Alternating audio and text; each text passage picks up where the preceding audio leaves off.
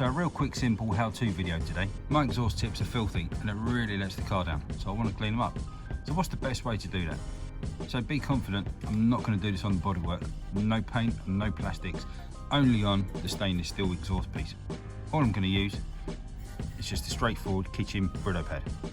Just a little bit of water on there, just straight on there, and we're going to work this in just all the way around, up and down, and straight away you can see the results it's giving. So I'm going to finish this off, go all the way around, do this one and the other one over on this side, and then we'll have a look at the results.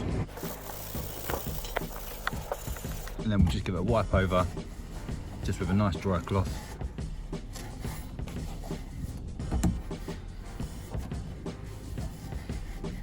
And now on to the next.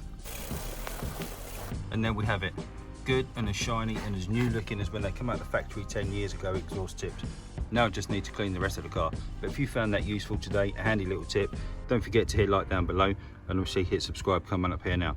Thanks very much. I'll see you on the next one. Cheers.